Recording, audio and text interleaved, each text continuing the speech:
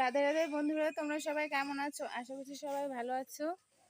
আর তোমাদের আশীর্বাদে আমিও ভালো আছি। আর আজকে সারাদিনে আমার শরীরটা খুব অসুস্থ ছিল, যে কারণে কিন্তু আমি ভিডিও দিতে পারিনি সকালে।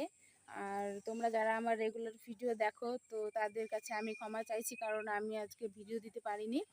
আর তো আজকে তো এখন একটু ভালো লাগছে, তো সারাদিন শুয়েছিলাম।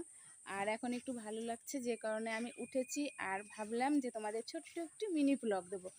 আর ব্লগটি আজকে দেবো কি নিয়ে, তো তোমরা দেখো। আমি কিন্তু তোমাদের আজকে আমার যতগুলো ফুলের গাছ আছে সেগুলো সম্বন্ধে তোমাদের কিন্তু আজকে ব্লগটা দেবো। তো তোমরা দেখতে থাকো, আর আমাদের এখানে কি কি ফুলের গাছ আছে সেইগুলো তোমাদের আজকে দেখাবো আমি। ঠিক আছে বন্ধুরা, তো চলো। তো আজকে আমি কিন্তু তোমাদের সন্ধ্যাবেলায় ছোট্ট একটি ব্লগ দিচ্ছি। তো তোমরা সবাই দেখো আমার ভিডিওটা, ভালো লাগলে পাশে থেকো।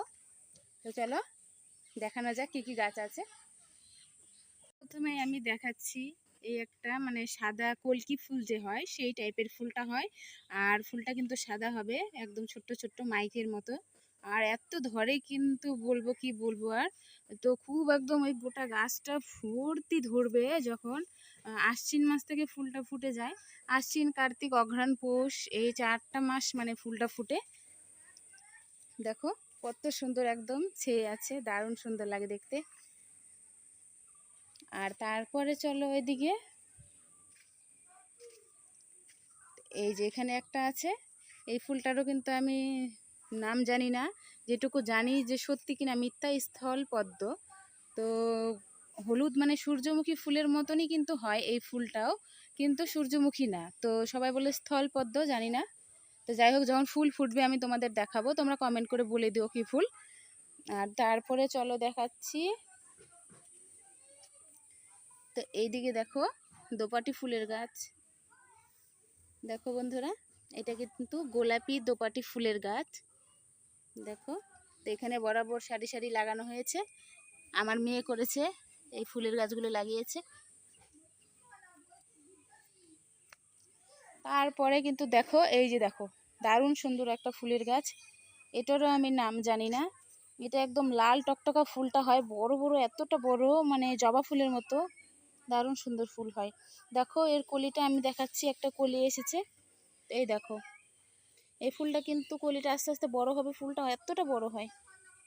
তোমরা যদি নাম জেনে থাকো কমেন্ট করে জানিয়ে দিও। আমি জানি না, আমার বোন দিয়েছিল এই চারাটা, তো তো সেজন্য আমি নামটা জানি না। তারপর চলো দিয়ে যাচ্ছি। আর এই যে দেখো এখানে যেটা আছে সেটা হচ্ছে, তোমরা কি নামে জানো প্লিজ কমেন্ট করে অবশ্যই জানিয়ে দিও। এটা কিন্তু আমরা পেঁয়াজি ফুল বলি, তোমরা কি ফুল বলো জানি না। তো দেখো পেঁয়াজি ফুল, আর এ ফুটছে এখন কিছুদিন থেকে, 3-4 দিন হলো ফুটা শুরু করেছে। এই দেখো কি সুন্দর লাগে, যখন ভর্তি হয়ে ফুটে যায় তখন কিন্তু দারুণ সুন্দর লাগে দেখতে। তোমাদের কাছে কেমন লাগে কমেন্ট করে জানিয়ে দিও। আর তোমাদের যদি থেকে থাকে এগুলো গাছ তো অবশ্যই জানাবে। আর এখানে আছে কিছুটা অ্যালোভেরা গাছ। অ্যালোভেরা গাছটা বৃষ্টি পেয়েছে সেজন্য নষ্ট হয়ে যাচ্ছে, পচে গেছে গোড়াটা। দেখো বন্ধুরা অ্যালোভেরা।